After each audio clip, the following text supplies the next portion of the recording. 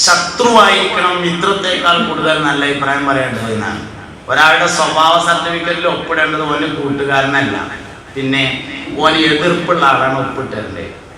അവന്റെ ശത്രുവാണ് ഓനെ കുറിച്ച് നല്ല അഭിപ്രായം ആദ്യം പറയേണ്ടത്. മുഹമ്മദ് നബിക്കുള്ള പ്രത്യേകത അതാണ്. നബി സല്ലല്ലാഹു അലൈഹി വസല്ലം തങ്ങൾ പറഞ്ഞ ആശയത്തോട് അബൂജഹലിന് യോജിപ്പുണ്ടായിരുന്നില്ല.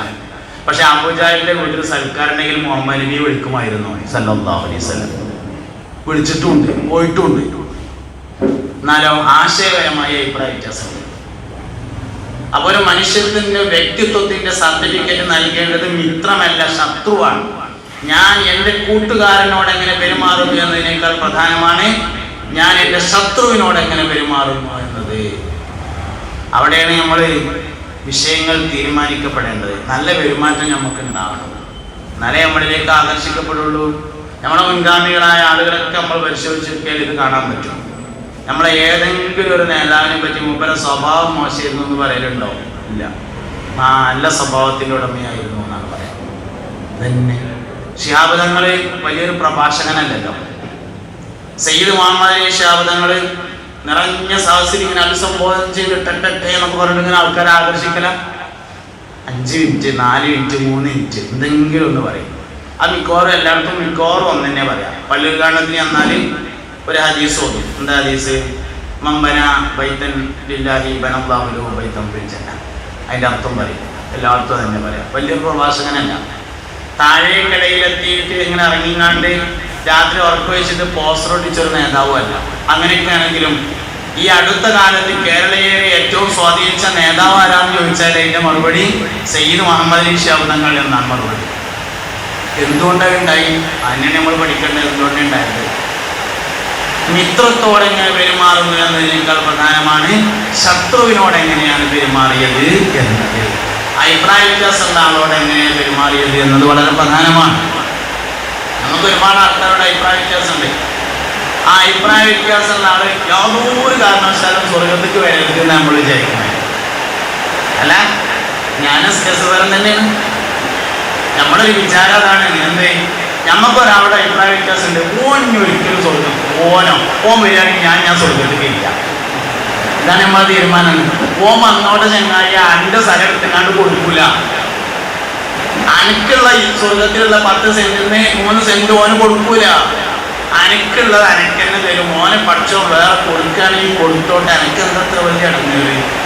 നമ്മൾ സ്വർഗത്തേക്ക് ആളെ ഉണ്ടാക്കാനാണല്ലോ അധ്വാനിക്കുന്നത്, അല്ലാതെ സ്വർഗത്തിൽ പുറത്താക്കാനല്ലല്ലോ.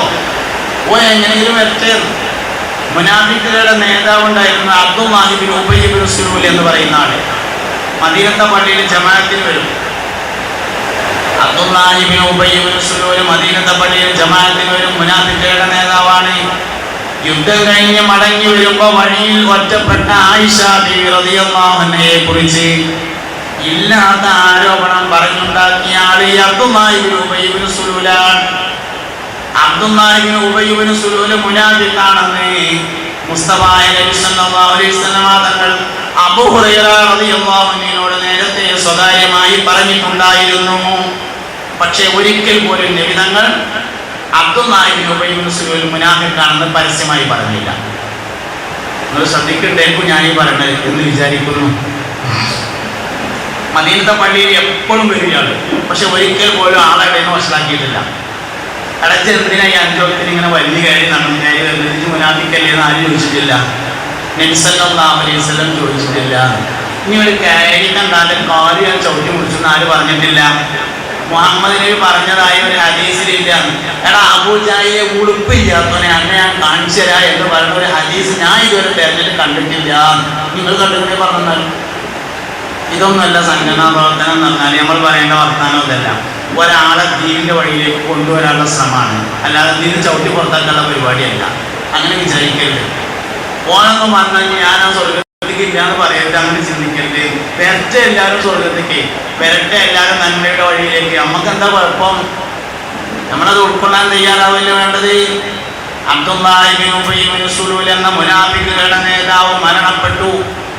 മുസ്തഫായ നബി സല്ലല്ലാഹു അലൈഹി വസല്ലം തങ്ങളെ നിസ്കരിക്കാൻ വേണ്ടി ഓടിച്ചെന്നു. ഇയാള് മുനാഫിഖാണെന്ന് അബൂ ഹുറൈറയോട് പറഞ്ഞ വിവരം അബൂബക്കർ സിദ്ദീഖ് റളിയല്ലാഹു അൻഹുവിനും ഉമർ ഖത്താബിനും അറിയാമായിരുന്നു. അവർ രണ്ടാളും നിസ്കരിക്കാതെ മാറി നിന്നു. നബി തങ്ങൾ നിസ്കരിച്ചു. സിദ്ദീഖ് റളിയല്ലാഹു അൻഹു മാറി നിന്നു. ഉമർ ഖത്താബ് മാറി നിന്നു. മുസ്തഫ നബി തങ്ങൾ നിസ്കരിച്ചു.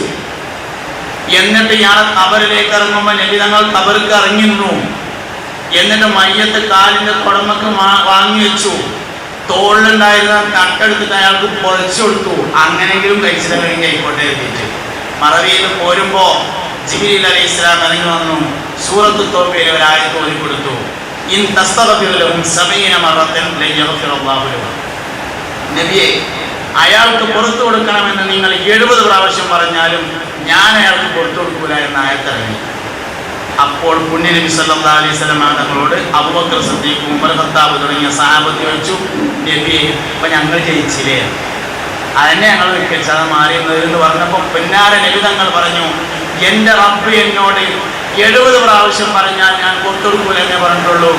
71ാമത്തെ പ്രാവശ്യം ചോദിച്ചിട്ട് ഓനെ സ്വർഗത്തിൽ കാക്കാൻ കഴിയുമോ ഞാൻ നോക്കും എന്ന് പറഞ്ഞ മുഹമ്മദ് നബിയുടെ ഉമ്മത്താണ് നമ്മൾ.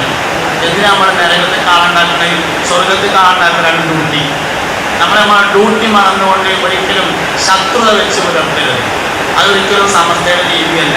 എല്ലാവരും ഈ വഴിയിലേക്ക് വരട്ടെ. ഓലെ എങ്ങനെയും കൊണ്ടുവരാൻ വഴിയിട്ടുണ്ടോ എന്നാണ് നോക്കേണ്ടത്, പുറത്താക്കാനുള്ള വഴി നോക്കരുത്. എങ്ങനെയെങ്കിലും വഴിയിലേക്ക് കൊണ്ടുവരട്ടെ, ഹിദായത്തിന്റെ വഴിയിലേക്ക്, സ്വർഗത്തിന്റെ വഴിയിലേക്ക്, സുന്നത്ത് ജമാഅത്തിന്റെ വഴിയിലേക്ക്, സമസ്തയുടെ വഴിയിലേക്ക്.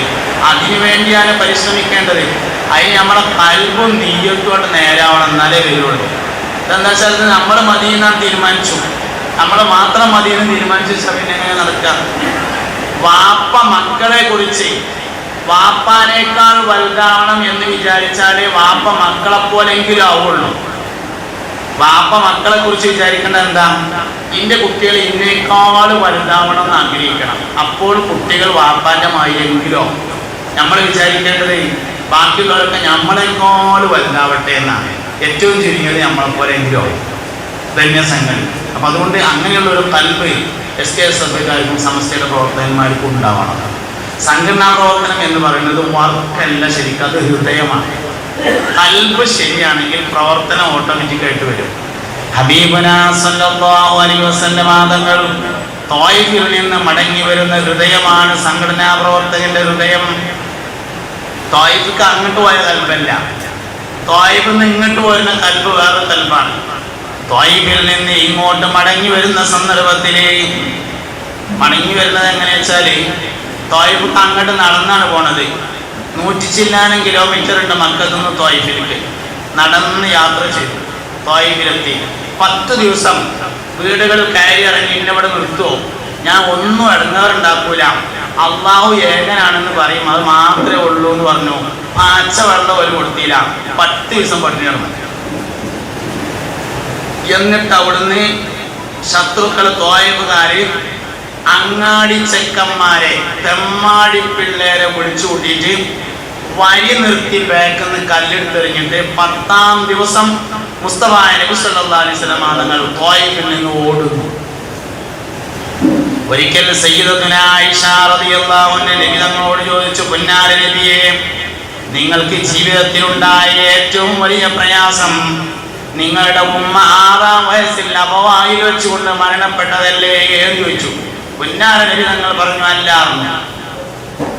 അതിനുശേഷം ഖദീജ ബിബി റളിയല്ലാഹു അൻഹയും അബൂ താലിബും ഒരേ വർഷം വഫാത്തായ ആമുൽ ഹുസ്ൻ, ദുഃഖവർഷം എന്ന പേരുള്ള ആ സംഭവമല്ലേ നിങ്ങളുടെ ജീവിതത്തിലെ ഏറ്റവും വലിയ പ്രയാസം? നബി തങ്ങൾ പറഞ്ഞു, അല്ല.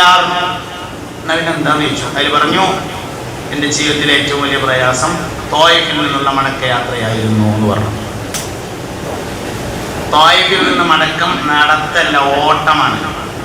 ത്വായിഫ് വിട്ടിട്ട് നബി തങ്ങൾ നിന്ന സ്ഥലം സൗദിയിൽ അടയാളപ്പെടുത്തിയിട്ടുണ്ട്. 50 കിലോമീറ്ററാണ്, 48 കിലോമീറ്ററാണ് ത്വായിഫിൽ നിന്ന് നബി തങ്ങൾ ആദ്യം നിന്ന സ്ഥലത്തേക്കുള്ള ദൂരം. 48 കിലോമീറ്റർ ഓടി ബാക്കിൽ നിന്ന് ഏറ് കണ്ടിട്ടേ. അതാണ് ത്വായിഫിൽ നിന്നുള്ള മടക്കം. മുസ്തഫ നബി തങ്ങൾ പറഞ്ഞു സല്ലല്ലാഹു അലൈഹി വസല്ലം, എനിക്ക് നാളെ ശഫാഅത്തിന് അനുമതി കിട്ടിയാൽ ത്വായിഫുകാർക്ക് വേണ്ടി ഞാൻ ആദ്യമായി ശഫാഅത്ത് ചെയ്യുമെന്ന് ഹബീബുനാ റസൂലുള്ളാഹി സല്ലല്ലാഹു അലൈഹി വസല്ലം. ആ ഒരു കൽബിൽ നിന്നാണ് സംഘടനാ പ്രവർത്തകൻ ഉണ്ടാകുക. ഈ ഒരു കൽബാണ് നമുക്ക് ഉണ്ടാകേണ്ടത്. അവിടുന്ന് സമസ്തക്കാരുണ്ടാവുള്ളൂ, SKSF ഉണ്ടാവുള്ളൂ, SYC ഉണ്ടാവുള്ളൂ, മാലിൻ്റെ ആൾക്കാരുണ്ടാവുള്ളൂ. തന്നെ എന്താണ് നമ്മൾ ചിന്തിക്കേണ്ടത്? അതുകൊണ്ട് ആരെയും എഴുതിത്തള്ളാൻ വേണ്ടിയോ പുറത്താക്കാൻ വേണ്ടിയോ നിയോഗിതരായവരല്ല നമ്മൾ.